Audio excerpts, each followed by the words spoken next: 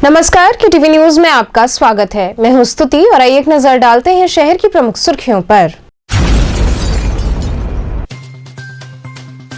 कांग्रेस सूचना का अधिकार विभाग द्वारा सेना योद्धा विपिन रावत को याद कर उन्हें अर्पित की गई श्रद्धांजलि।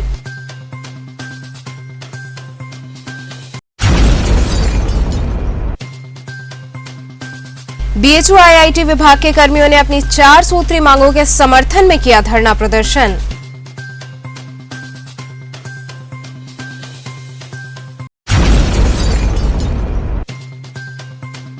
मां अन्नपूर्णा का दरबार सजा धान की बालियों से, इसके साथ ही 17 दिवसीय महाव्रत अनुष्ठान का हुआ समापन।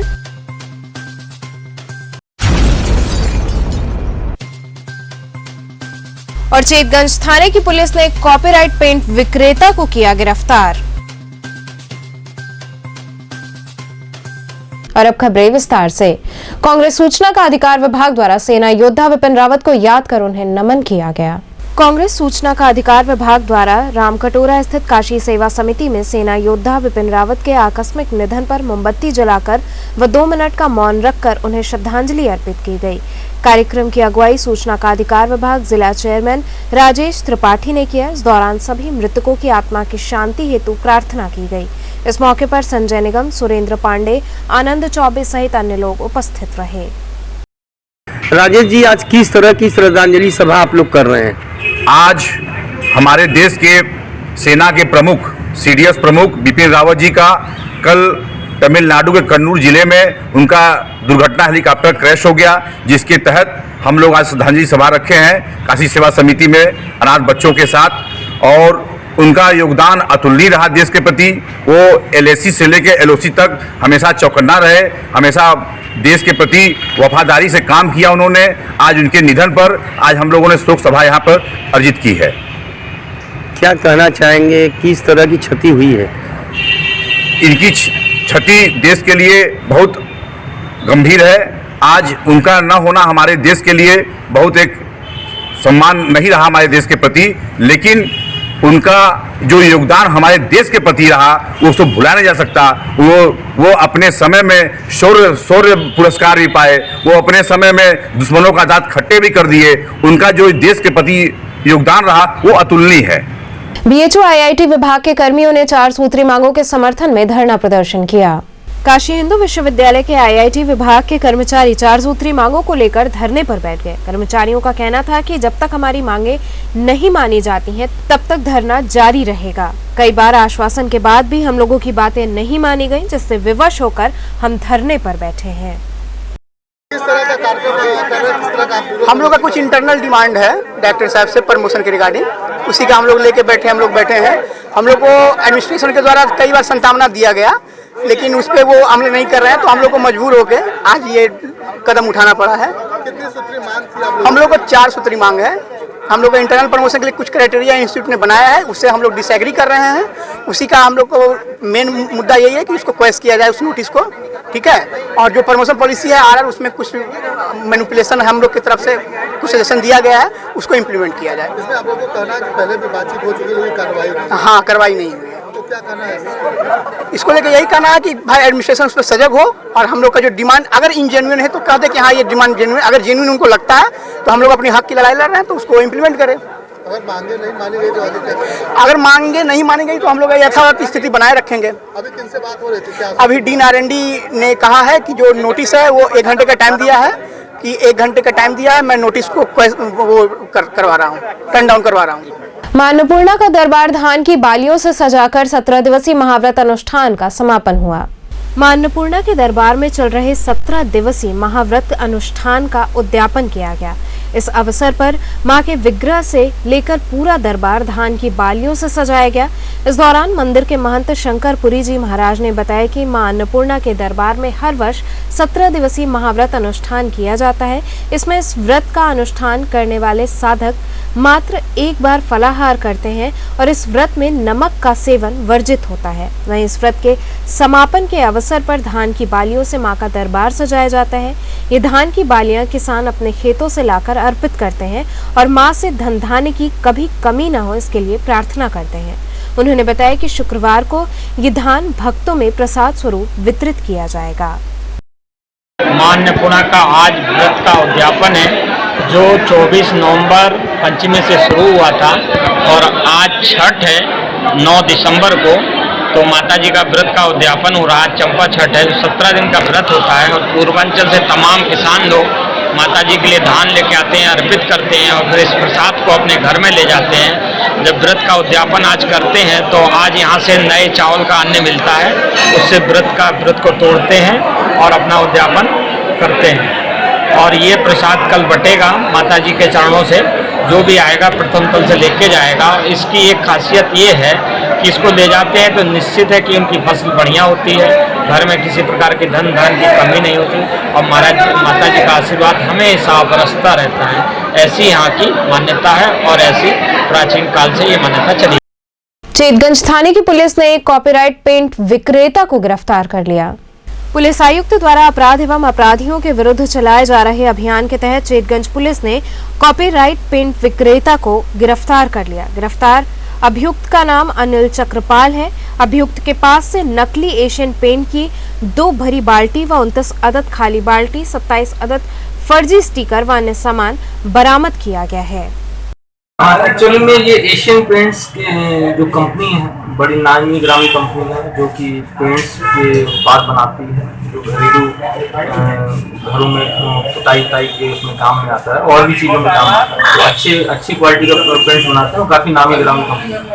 तो ये इनके जो चीफ इन्वेस्टिगेटर ऑफिसर हैं चंद्रकांत और उनके साथी हैं पंकज कुमार, इनका बताना था कि इनको काफ़ी समय से सूचना मिली थी जिसमें कि बताया गया था कि गौरव चक्रवाल और उनके भाई अनिल चक्रवाल ये अपने घर में एशियन पेंट के नाम से नकली उत्पाद बना के बेच रहे हैं।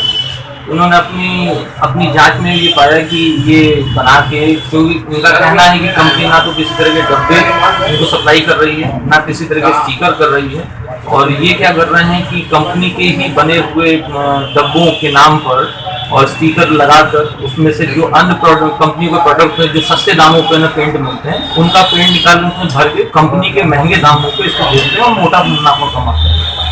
इस आधार पर इन्होंने शिकायत करी थी जिसमें मुकदमा पंजीकृत करके, मुकदमा है 275/2021, धारा 63 कॉपीराइट एक्ट 420 धारा IPC की धारा के अंतर्गत मुकदमा पंजीकृत किया गया और इन्हीं की शिकायत पे, इन्हीं की निशानदेही पे जाके इनको मौके पे अचानक से दबिश देकर गिरफ्तार किया गया। इसमें टीम बना के भेजा गया था उनके साथ में। उस टीम के द्वारा इनके पास से रिकवरी हुई है कि लगभग 20 लीटर की 2 बाल्टियां भरी मिली हैं मौके से और 29 अदद खाली बाल्टियां मिली हैं और साथ में 29 हैंडल हैं, वह 25 अदद ढक्कन है, वह 27 अदद फर्जी कूट रचित इनके जो स्टिकर होते हैं कंपनी के, वो इसके पास से बरामद हैं। तो जिसमें से एक अभियुक्त है जो अनिल चक्रपाल है, ये गिरफ्तार है और जो गौरव चक्रपाल इसका भाई है वो फरार है, वांछित है। इसको भी हम लोग प्रयास करके जल्द से जल्द इसको अपना गिरफ्तार करें। गिरफ्तार करने वाली टीम में कौन कौन है? गिरफ्तार करने वाले में जो है इसके आईओ हैं केस वो सूर्यकांत पांडे जी हैं और राम सागर गुप्ता जी SSI साहब हैं और चौकी इंचार्ज आदि ये हैं और बाकी अन्य पुलिस कर्मियों की टीम बना के भेजी गई है। कैंटोनमेंट स्थित ब्रिगेडियर हुकुम सिंह के आवास पर श्रद्धांजलि सभा आयोजित हुई। कैंटोनमेंट स्थित ब्रिगेडियर हुकुम सिंह के आवास पर श्रद्धांजलि सभा का आयोजन किया गया। इस दौरान प्लेन क्रैश में शहीद हुए CDS जनरल बिपिन रावत को श्रद्धांजलि अर्पित की गई। इस मौके पर ब्रिगेडियर हुकुम सिंह ने इस घटना को बेहद दुखद बताया और उन्हें नमन करते हुए ईश्वर से दिवंगत आत्मा की शांति की कामना की। ठीक है, जनरल बिपिन रावत CDS का जो कल देहांत हुआ हेलीकॉप्टर दुर्घटना में, वो बहुत ही दुखद खबर है। वो हमारे देश के सेना के एक बहुत ही वरिष्ठ अधिकारी थे, टॉप मोस्ट लीडर थे, मिलिट्री लीडर जो कि दूरदर्शी और अच्छी प्लानिंग करने वाले, अच्छा मार्गदर्शन करने वाले लीडर थे और बहुत ही अहम डिसीजंस उनके टाइम में लिए जा रहे थे जो कि तीनों सेनाओं के लिए, नौसेना, थल सेना, वायु सेना के लिए बहुत ही फ़ायदेमंद थे और पूरे विदेश में बहुत ही अच्छे तरीके के डिसीजंस थे। तो बहुत ही अच्छे लीडर थे, उन्हें हमने खो दिया। इसके लिए हम सब दुखी हैं और ना कि सेना, लेकिन मैं जानता हूं कि पूरा कितने मैसेजेस मुझे बनारस के वासियों से आए, सब कितने दुखी हैं और वो सहानुभूति जाहिर कर रहे हैं और वो सेना के साथ है। सर बात की जाए तो सीडीएस सर का यहाँ बनारस से भी लगाव रहा है, क्या कहेंगे? और इस समय आप खुद ब्रिगेडियर हैं, क्या कहेंगे सर? हाँ नहीं, ठीक कह रहे हैं आप। 5 साल पहले 2017 में वो इधर आए थे, जो हमने यहाँ गोरखा ट्रेनिंग सेंटर में एक फंक्शन किया था तो उसमें शामिल हुए थे और बाबा के दर्शन करने भी गए थे, काशी विश्वनाथ गए थे और गंगा का भ्रमण भी किया था उन्होंने, तो बहुत ही पसंद आया था और 2 दिन के लिए हमारे साथ में थे वो। तो वो बहुत ही उनके लिए रोमांचक और बहुत ही अच्छा समय था कि वो उन्होंने मेरे को बाद में भी बताया इसके बारे में। से बात की जाए, एक वीर सपूत अपने देश से चला गया, कितना वो लगे होगा, कितना दुख होगा? बहुत हमें दुख हो रहा है क्योंकि एक काबिल लीडर जो हमारा मार्गदर्शन करते थे, जिनके ऊपर हम हरदम डिपेंड कर सकते थे कोई भी डिसीजन के लिए, कोई भी मार्गदर्शन के लिए, कोई भी सुझाव के लिए, सीखने के लिए, तो वो आज हमारे बीच नहीं है। तो हमें पूरी सेना को बहुत ही दुख है। अस्सी घाट पर तेजाब हिंसा के विरुद्ध नुक्कड़ नाटक का मंचन किया गया। रेड ब्रिगेड ट्रस्ट तथा ऑक्सफैम द्वारा नुक्कड़ नाटक आखिर कब तक की प्रस्तुति अस्सी घाट पर की गई। कार्यक्रम की शुरुआत करते हुए रेड ब्रिगेड के अजय पटेल ने बताया कि पूरी दुनिया में महिलाओं के ऊपर हो रहे अत्याचार के विरुद्ध 16 दिवसीय अभियान तेजाब हिंसा को ध्यान में रखकर चलाया जा रहा है। नाटक के माध्यम से बताया गया कि कैसे एक परिवार में लैंगिक भेदभाव होता है और एक तरफा चाहत रखने वाले लड़कों द्वारा एक लड़की के अस्वीकार करने पर उसे तेजाब से नहला दिया जाता है। इस संबंध में तेजाब पीड़िता संगीता ने बताया कि उत्तर प्रदेश में आज भी दर्जनों महिलाएं ऐसी हैं जिनको सुप्रीम कोर्ट के आदेश के बावजूद मुआवजा राशि नहीं मिली है।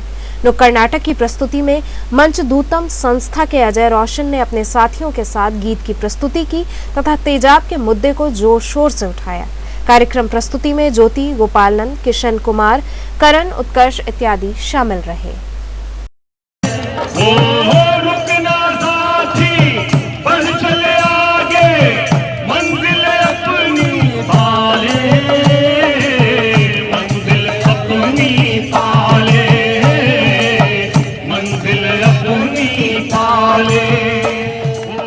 किस तरह का कार्यक्रम आयोजित कर रहे हैं आप?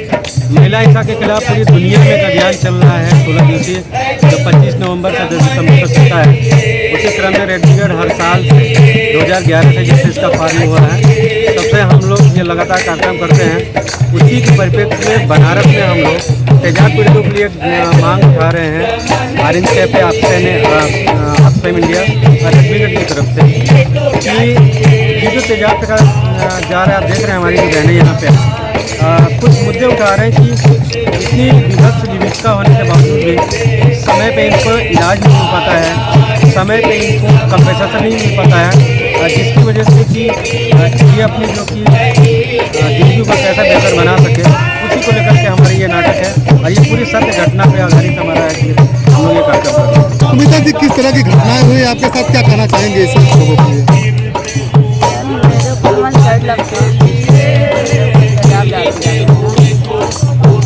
क्या घटनाएं हुई आपके साथ, इसलिए हुआ ये? किस तरह की घटनाएं हुई आपके साथ घटित हुई?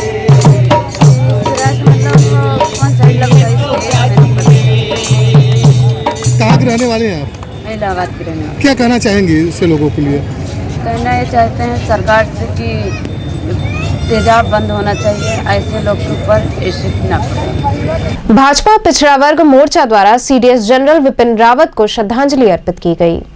नई सड़क स्थित गीता मंदिर पर भाजपा पिछड़ा वर्ग मोर्चा द्वारा क्षेत्रीय उपाध्यक्ष अनूप जायसवाल के संयोजन में हेलीकॉप्टर दुर्घटना में सीडीएस जनरल विपिन रावत व दुर्घटना में मृत सभी दिवंगत को श्रद्धांजलि सभा आयोजित कर श्रद्धा सुमन अर्पित कर नमन किया गया। सभा में सभी ने सर्वप्रथम जनरल विपिन रावत के चित्र पर पुष्पांजलि अर्पित कर दीप जलाकर भारत माता से उनको अपने चरणों में स्थान देने की प्रार्थना की।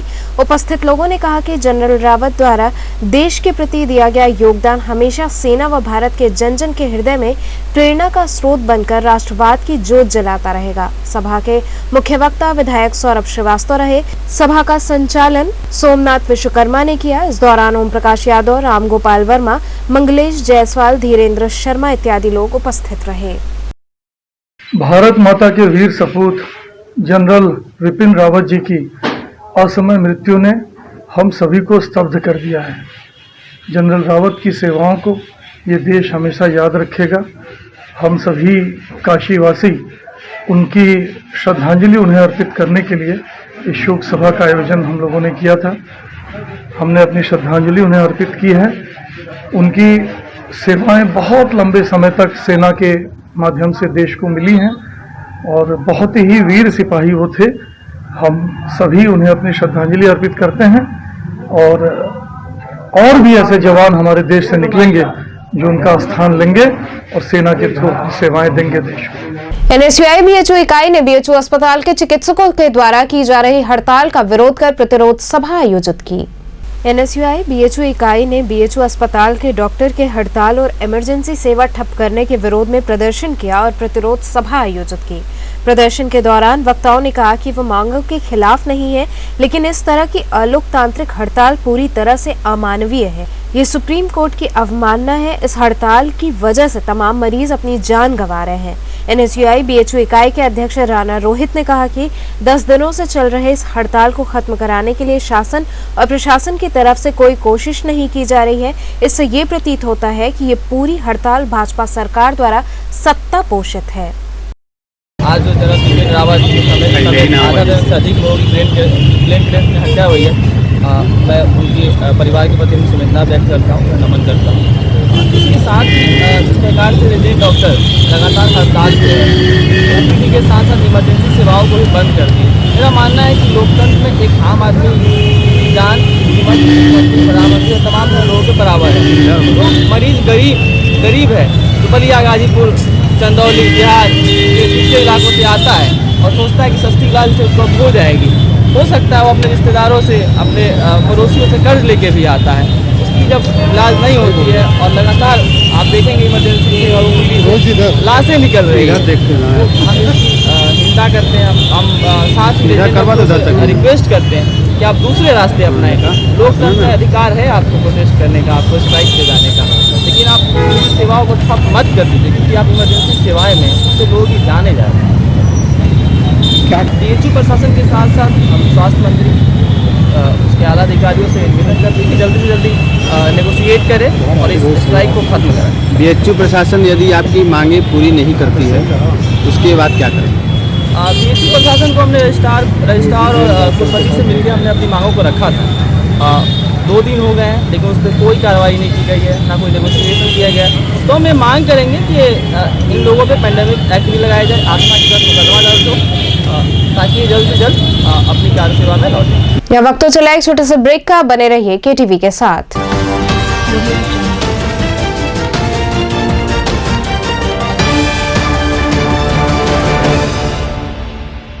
खबरों से जुड़े रहने के लिए हमारे चैनल केटीवी वाराणसी को सब्सक्राइब करें और लेटेस्ट अपडेट्स के लिए बेल आइकन को प्रेस करें।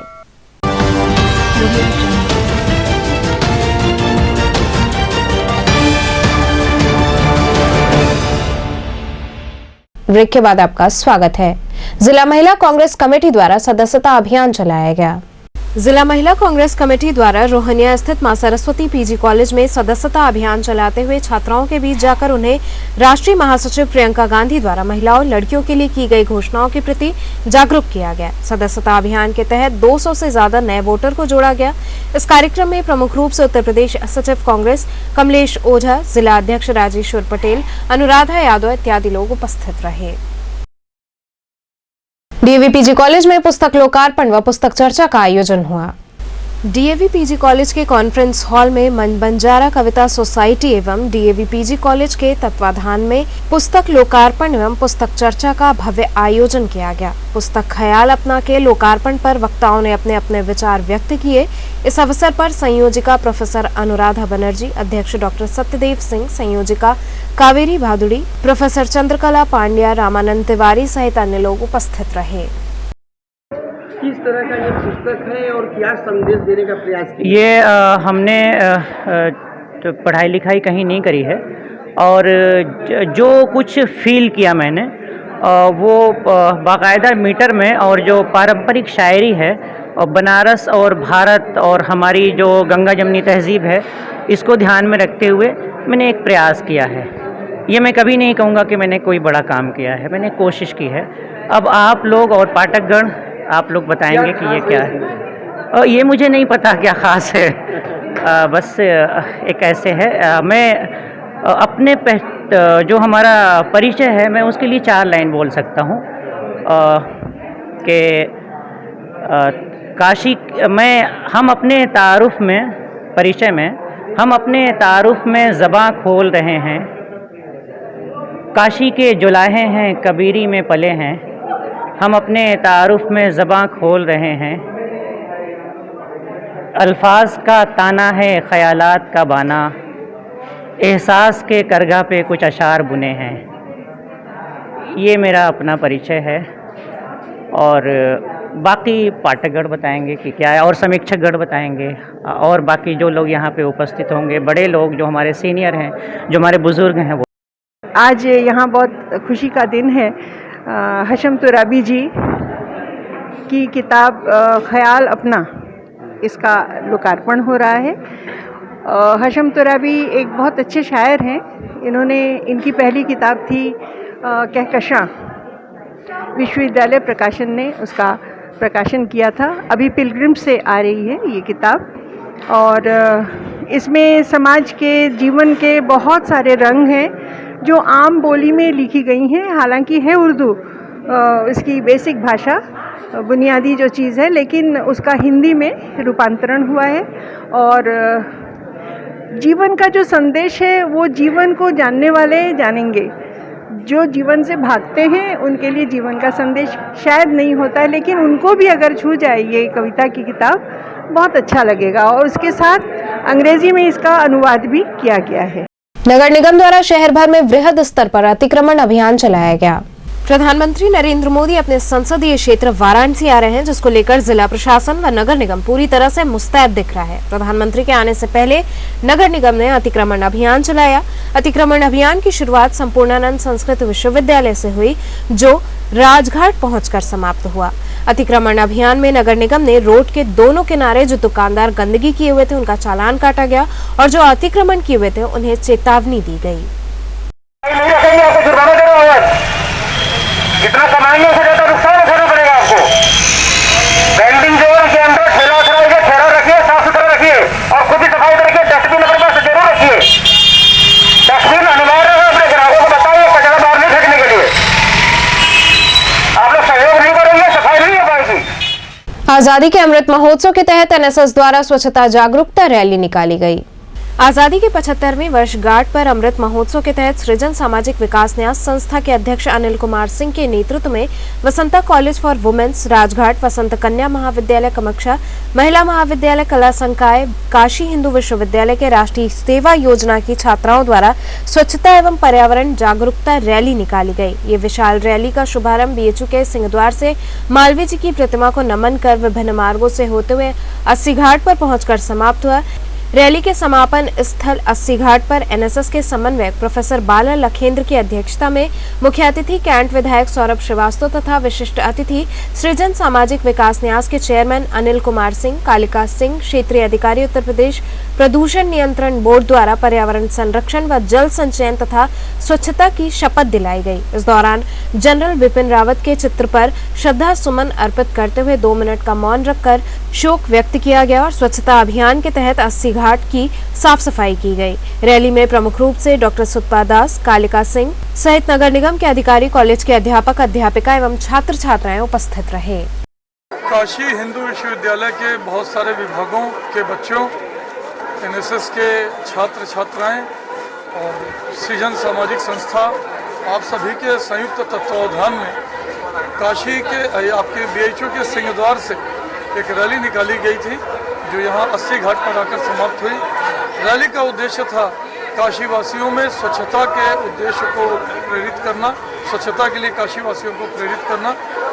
हमारे महात्मा गांधी जी ने देश को स्वच्छता का संदेश दिया था, पर उस संदेश को जन जन की आत्मा तक और जमीन तक लाने का काम किसी ने किया, तो हमारे प्रधानमंत्री आदरणीय श्री नरेंद्र मोदी जी ने किया। इसी 80 घाट से उन्होंने स्वच्छता के अभियान का शुभारंभ किया। 1 घंटे 1.5 घंटे तक लगातार उन्होंने स्वयं मेहनत की और आज उनके दिखाए इस रास्ते पर हम सभी काशीवासी चल रहे हैं। और अधिक प्रेरणा हमारे मन में आए, हम काशी को और अधिक स्वच्छ रखें, काशी का पर्यावरण अच्छा हो, खूब वृक्ष लगें, वृक्षों का पालन पोषण हो। इस नाते से आप बच्चों ने जो रैली निकाली है, हम इन्हें बधाई देने, इनका उत्साहवर्धन के लिए यहाँ एकत्रित हुए हैं। और आपके चैनल के माध्यम से सभी काशीवासियों से मेरे निवेदन है, काशी धार्मिक पर्यटन का एक बहुत बड़ा केंद्र है। कॉरिडोर के काम पूरा होने के बाद ये विश्व का सबसे बड़ा केंद्र बनने जा रहा है। पूरे विश्व से लोग यहाँ आएंगे। ऐसे में अगर काशी स्वच्छ नहीं रहेगी तो उसका संदेश अच्छा नहीं जाएगा। मेरी सभी काशीवासियों से विनम्र निवेदन है कि हम स्वच्छता के भाव को अपने हृदय में रखें और अपनी काशी को स्वच्छ रखें, सुंदर रखें। जैसा कि सभी जानते हैं कि आज 9 दिसंबर है और 9 दिसंबर 1946 को हमारे देश का जो संविधान निर्मित हुआ उसके संबंध में पहली बैठक 9 दिसंबर को ही हुई थी। तो इसी उद्देश्य से उसी दिन को याद करते हुए आज़ादी के अमृत महोत्सव के इस उपलक्ष्य में हम लोगों ने अभी महामना पंडित मदन मोहन मालवीय काशी जी में जो हमारा भवन है काशी हिंदू विश्वविद्यालय में, वहाँ से लेकर हम लोगों ने 80 घाट तक की अमृत महोत्सव पदयात्रा आयोजित की थी। और दुखद बात यह है कि कल जनरल बिपिन रावत जी का निधन हो गया एक एक्सीडेंट में, हेलीकॉप्टर एक्सीडेंट में। तो हम लोगों ने उनको यहाँ पर श्रद्धांजलि भी आज यहीं घाट पे अर्पित की है। और आज यहाँ पर हमारे जो एनएसएस के स्वयंसेवक हैं वो स्वच्छता अभियान के तहत गंगा की सफाई भी करेंगे और जो सिंगल यूज प्लास्टिक है जो गंगा के किनारे फैला हुआ है उसको वो एकत्रित भी करेंगे। तो ये कार्यक्रम आज हमारे स्वयंसेवक एक दिवसीय शिविर के माध्यम से कर रहे हैं। भोजपुरी अभिनेता खेसारी लाल यादव व अभिनेत्री अक्षरा सिंह वाराणसी आई।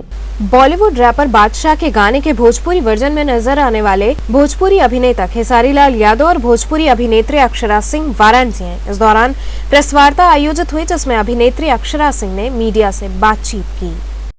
आज काशी आने का मकसद एक ही रहा है, उद्देश्य हमारा ये है कि पानी पानी आज रिलीज हुआ है भोजपुरी वर्जन ऑन सारेगामा हम भोजपुरी।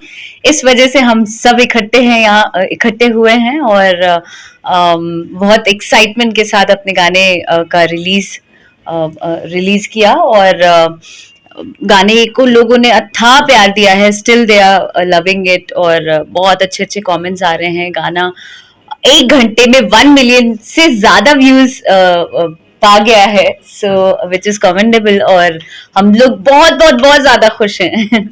अगर बात की जाए तो काशी की एक धर्म की नगरी है, यहाँ से भोजपुरी देश की पुनी जाती है जी, क्या कहेंगे? इससे बड़ी खुशी की बात और कुछ हो ही नहीं सकती है कि हम धर्म की नगरी जहाँ साक्षात बाबा का ये पूरा वो है, पूरी जगह उनकी है, वहां पे हमने गाना रिलीज किया है। ये तो ब्लेसिंग है इस एक तरीके से। पहले की काशी में और अब की काशी में क्या अंतर है? जो पहले भी आप काशी है, पहले भी काशी था, अब भी काशी है, आगे भी काशी ही रहेगा। तो बदलाव कुछ दिखा आपका? ऑब्वियसली बदलाव हो रहा है, हर दिन परिवर्तन कुछ ना कुछ लगा ही। काशी विश्वनाथ बाबा का दर्शन किया आपने गाने के रिलीज से पहले, आप करेंगी? गाने की रिलीज से 1 हफ्ते पहले करके गई थी मैं और करीबन हर महीने मेरा आना जाना लगा रहता है। तो बाबा से स्पेशल कनेक्शन है, तो मैं उनसे ही सारी बातें करती हूँ। फिर से गाना रिलीज हो गया, अब 1 घंटे में उधर जाऊंगी, तो वो लगा रहता है हमारा। अगर बात की जाए तो शहर में कुछ लोग भोजपुरी को, जो भोजपुरी सॉन्ग होता है, मूवी होती है, कुछ लोग नहीं पसंद करते हैं, तो इस पे क्या कहेंगे? 5 उंगलियां बराबर नहीं होती हैं, किसी को पसंद होती है, किसी को नहीं पसंद है, तो आप सबको बदल नहीं सकते हैं, कितना उम्मीद है पहले हिंदी वर्जन पानी पानी से, अब जो भोजपुरी है क्या ये उससे भी ज्यादा? देखिए, बीइंग एन आर्टिस्ट मुझे लगता है हमारे लिए चैलेंज है, लेकिन उम्मीद है कि लोग अथाह प्यार देंगे और लोग इस गाने को भी बहुत पसंद करेंगे, बिकॉज हमने बहुत मेहनत की है, बहुत एफर्ट लगा के हमने ये वीडियो बनाया है और जस्ट बिकॉज ऑफ सारेगामा हम भोजपुरी हम ये कर पाए हैं।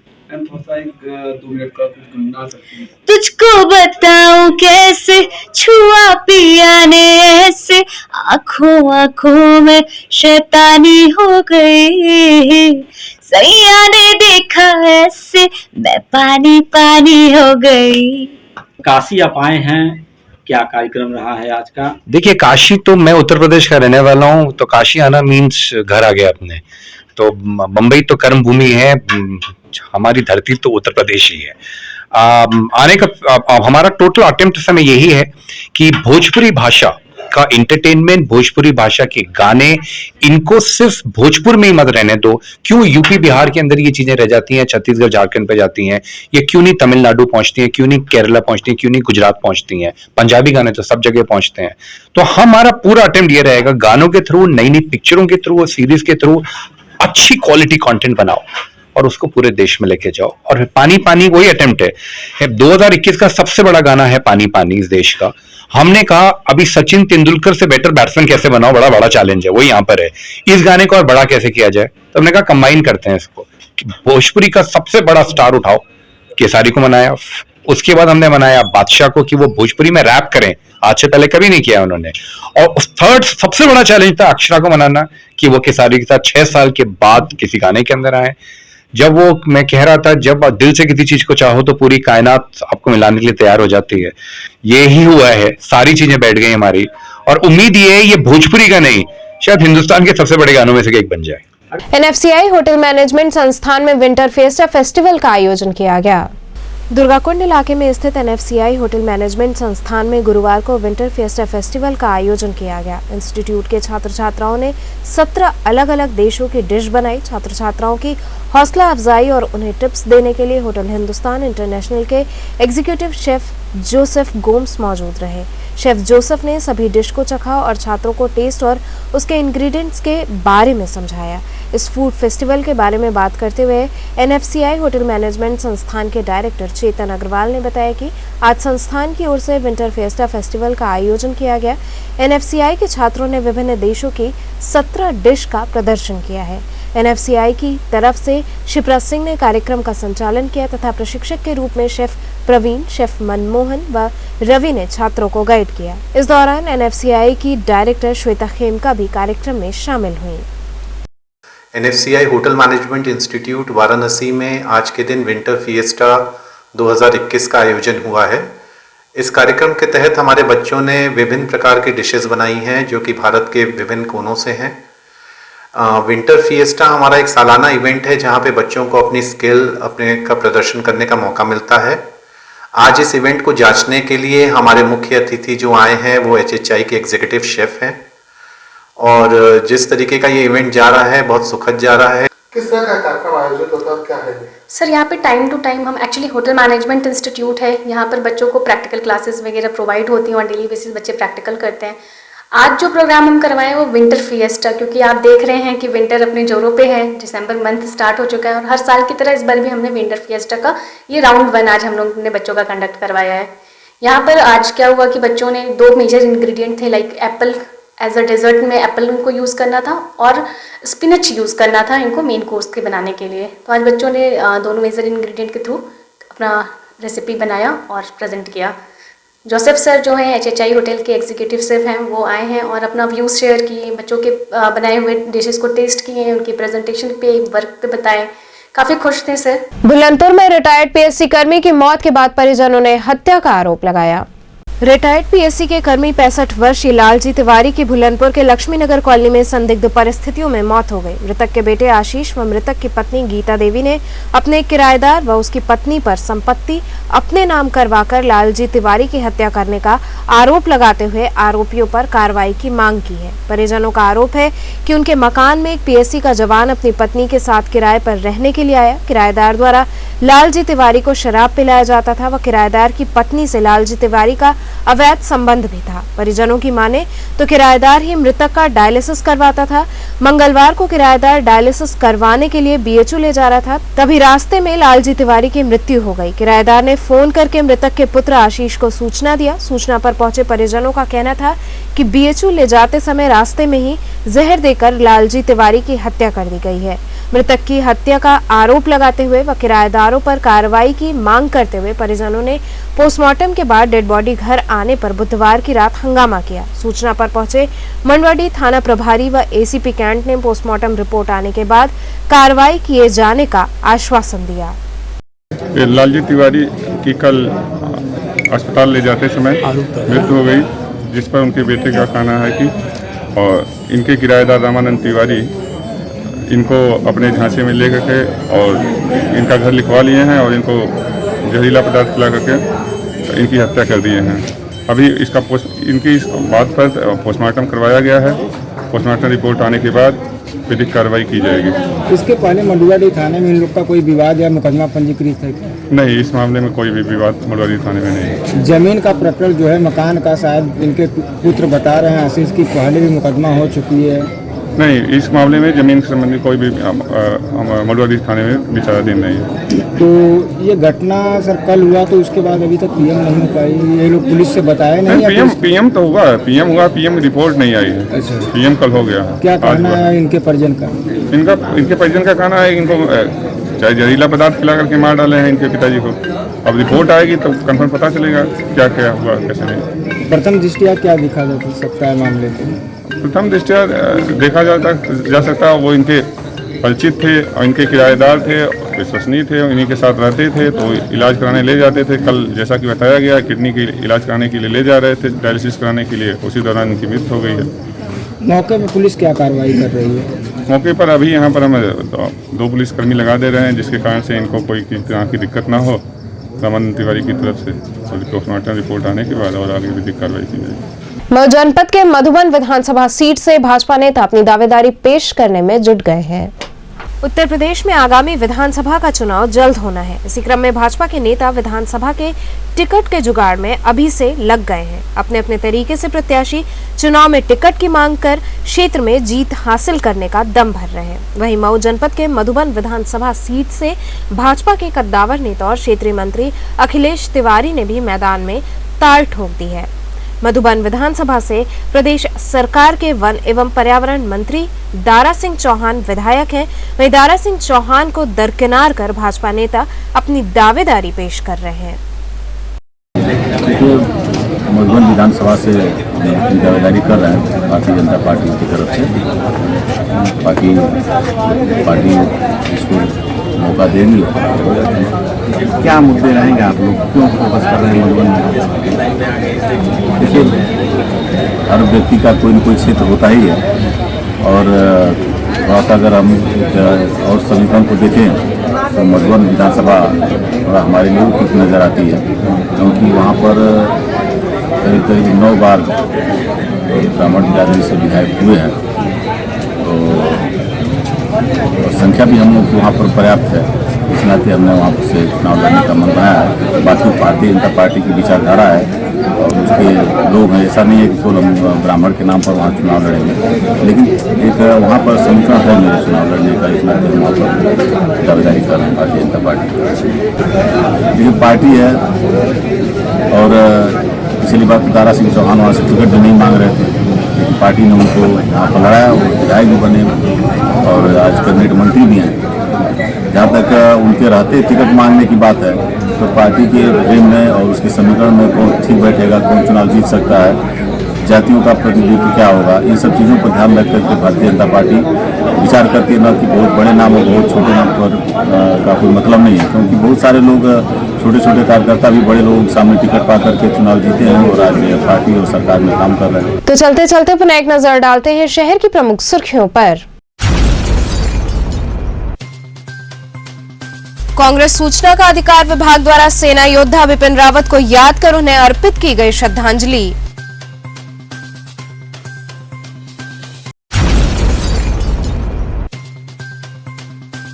बीएचयू आईआईटी विभाग के कर्मियों ने अपनी 4 सूत्री मांगों के समर्थन में किया धरना प्रदर्शन।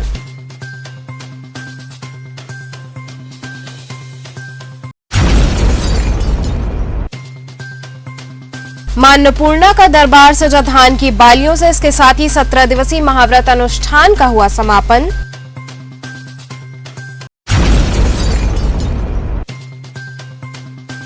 और चेतगंज थाने की पुलिस ने एक कॉपीराइट पेंट विक्रेता को किया गिरफ्तार। तो ये थे आज के समाचार। कल फिर होगी मुलाकात, तब तक के लिए नमस्कार।